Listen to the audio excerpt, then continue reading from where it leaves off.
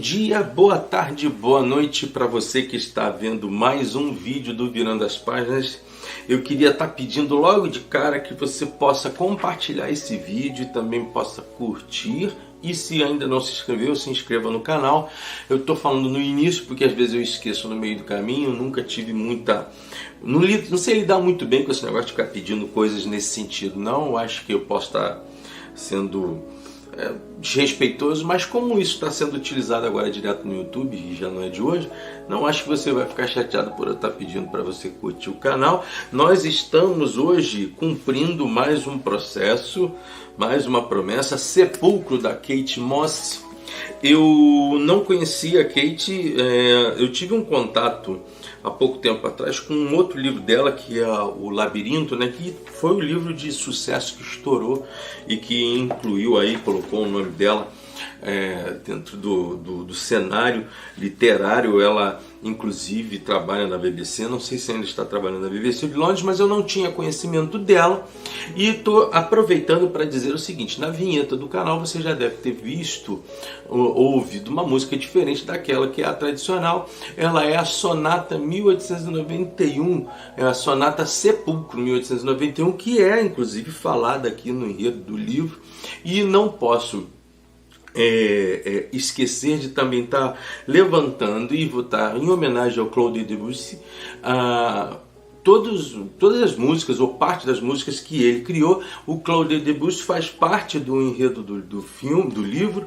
É um dos personagens, não um personagem ativo, tão ativo, inclusive achei que faltou um pouquinho o Claude Debussy mais aqui dentro, mas não custa nada estar levantando. Então, Claude Debussy foi um musicista francês, parisiense, atuou em Paris direto, vai influenciar outros grandes musicistas, maestros, pensadores da música. Ele era um pianista de primeira classe, ele vai, como eu disse para vocês, influenciou muita gente, inclusive o Heitor Villa-Lobos, que aqui no Brasil a gente acaba esquecendo dos grandes homens, né?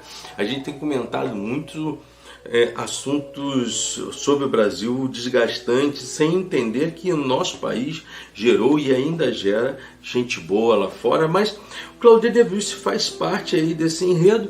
Como eu disse, a Kate Moss, uma britânica, ela acabou por entregar esse livro nas minhas mãos.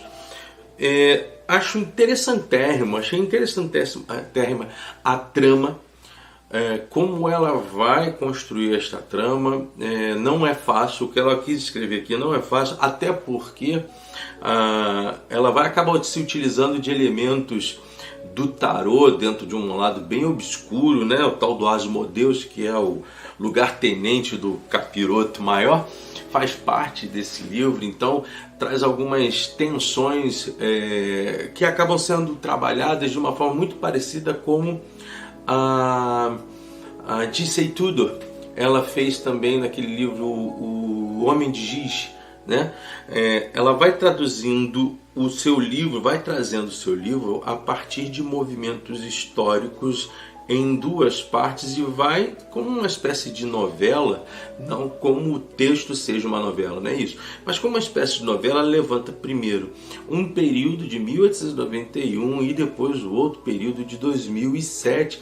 Puxa, Armando, mas é 2007? Cara, eu estou super atrasado.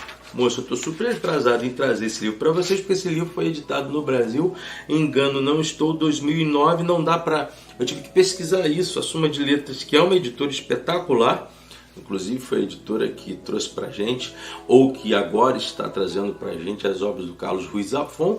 Ela não me colocou aqui quem era o tradutor e nem mesmo qual a data de edição aqui no Brasil. Só pude descobrir isso porque eu fui lá catar como um cara teimoso e acabei tendo mais ou menos os detalhes desse livro em mãos.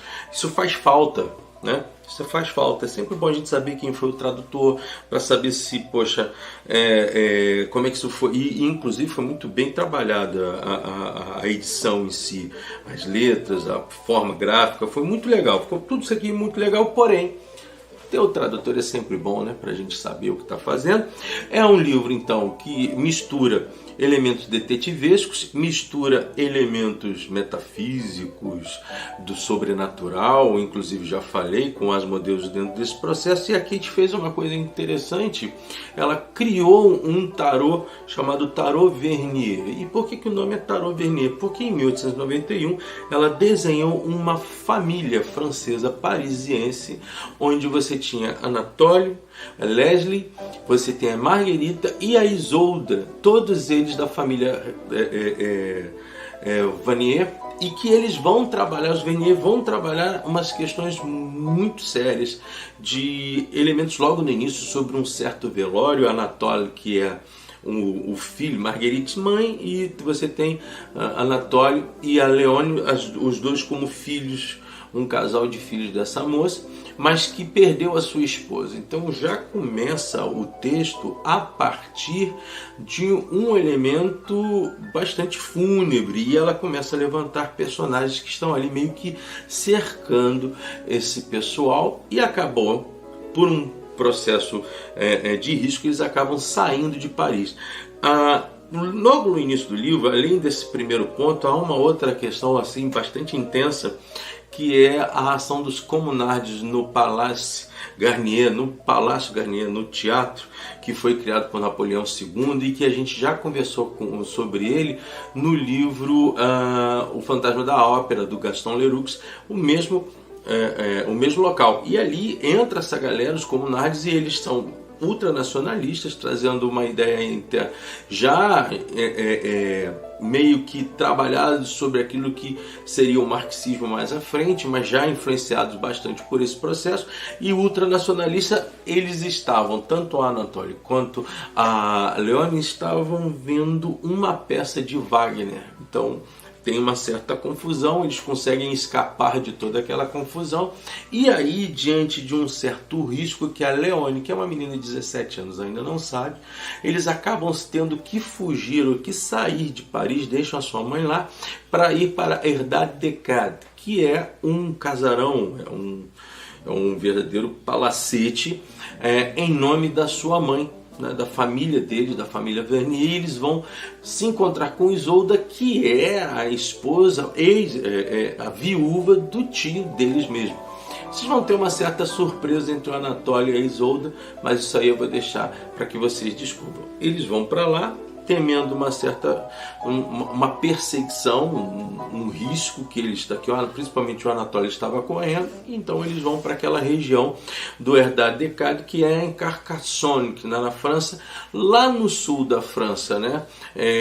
O reino onde ficou o reino visigodo ali, os visigodos popularam por ali. Você tem o mar Mediterrâneo ali perto, então eles acabam indo para Carcassonne e vão atuar ali de uma forma bastante cuidadosa. Qual é o eixo nesse processo? E aí chega essa ideia do tarô. O tarô é um certo conector entre esse primeiro pessoal que está lá em 1891 e a galera que vem para 2017, tendo uma americana, Meredith Martin. Ela vai tentar trabalhar justamente uma pesquisa sobre Claudel Debussy, porque ele é, de certa forma, um contraparente dela. Ela quer saber as raízes da família dela. Ela perdeu a mãe de uma forma bastante esquisita, então ela acaba indo para esta mesma região para tentar descobrir ali um traçado verdadeiro das raízes dela, e ela acaba entrando nesta trama de um século. E ela passa a participar disso diretamente quando é lembrada por um elemento de tarô anteriormente, dizendo que ela poderia estar ajudando uma situação que não acabou bem 100 anos depois. O livro, gente, assim, eu achei assim, o início dele, os 3, 4 primeiros capítulos, eles são impactantes. Depois você começa a ter... Você tem que lidar com a Kate querendo fazer o desenho de vários personagens. Alguns escaparam da mão dela, mas em geral ela vai trabalhar um bolo para que você possa soprar a vela. E o final do livro é muito legal, com alguns esquemas que você precisa estar compreendendo, porque ela vai trabalhar dualidades. Você tem um vilão no século XIX, que é o Victor Constantine, mas também você vai ter um vilão no século XXI, em 2007, que é o Julian Lawrence, né? O Julian Lawrence é tio do Hal Lawrence, que vai ser algum cara que vai ter um certo flerte com a Meredith. O Hal é um inglês, o Julian também é um inglês, mas que acabaram por comprar a herdade Deckard, e ali começam a trabalhar todas essas questões. Essa região é uma região do tempo medieval, então de vez em quando a Kate vai lançar de alguns argumentos, tanto para explicar elementos espirituais, quanto para explicar elementos históricos, e mesmo dar uma introdução para que haja uma linkagem no que tange ao tarô. Ela lembra um pouquinho o Dan Brown, em alguns momentos, mas ela é melhor do que o Dan Brown. Eu pessoalmente não gosto dos livros do Dan Brown, acho que os filmes são melhores do que os livros, e o Código da Vinci, gente, tem um monte de erro que o Dan Brown inseriu ali, e eu não estou nem falando sobre um aspecto de fé, estou falando sobre o aspecto de arqueologia e de história. Ele forçou algumas coisas, mas de vez em quando você começa a ter na sua mão, né, a perceber que o escrito da Kate é muito parecido em alguns momentos ao do Dan Brown, só que muito melhor. O que a gente pode então traduzir desse processo todo? O que aconteceu no século XIX com esta família vai ter que se revelar no século XXI.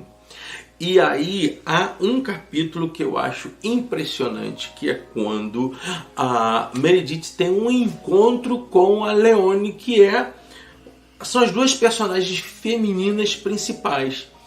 E o que eu sinto no livro, como é trabalhado, como ele é descrito pela Kate, é que ela faz uma proporção equilibrada de personagens que estão no século XIX e personagens que estão no século XX, XXI. Então, se ela tem ali um casal de irmãos, ela vai ter aqui um casal de enamorados. Se existe um enamoramento acidental do Anatoly com a Isolda, também vai ter um enamoramento circunstancial entre a Meredith e também o Hal. O que eu acho de preciso no livro, e o que ele me trouxe assim uma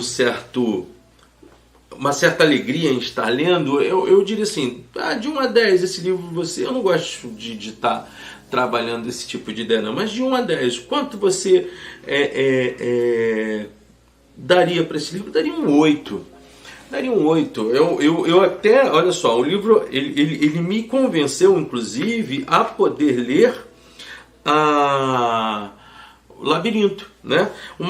A região que acaba se tornando o hotel Herdade Deckard é a René-les-Bains, que é aquela regiãozinha que fica ali periférica à região do Carcassonne, que é uma cidade medieval perto do mar, que recebe muitos turistas das cidades da França e da própria Europa, mas que também se encontra ali um sepulcro.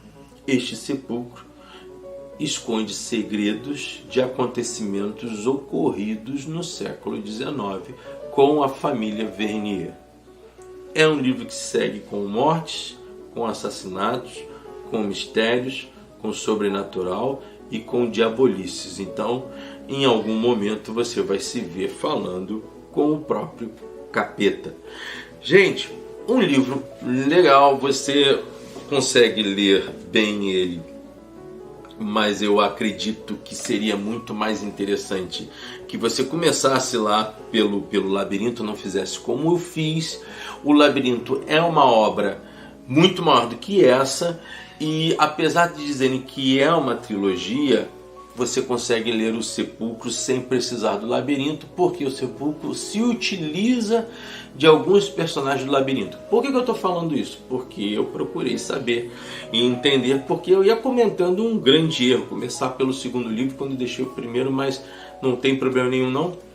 Pretendo inclusive estar lendo Assim que puder, eu pretendo estar lendo com vocês o Labirinto também, mas vamos dar uma esperada, porque eu tenho um livro agora pesadão para estar lendo. Cadê ela?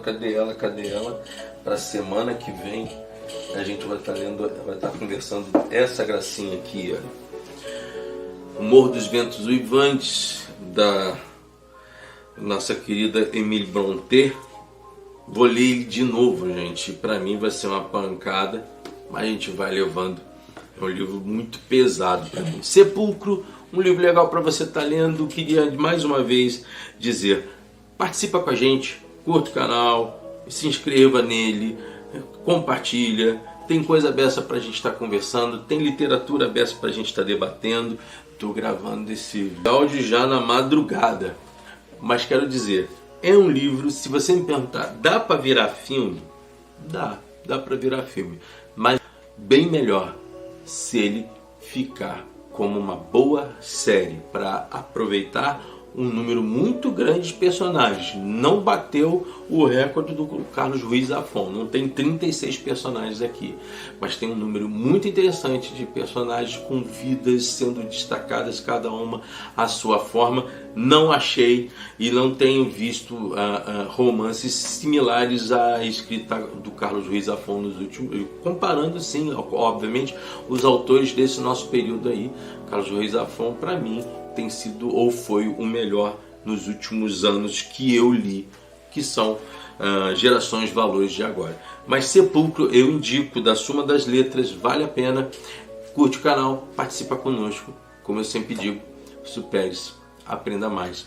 Ler é bom. Virando as páginas, semana que vem, Émile Brontë, e na outra semana eu pretendo ensinar ou tentar te ajudar a ler livros muito grandes. Eles não mordem, eles te ajudam. Até lá, gente, no TikTok, Facebook, Instagram, procura a gente por lá. Tudo bem? Até mais.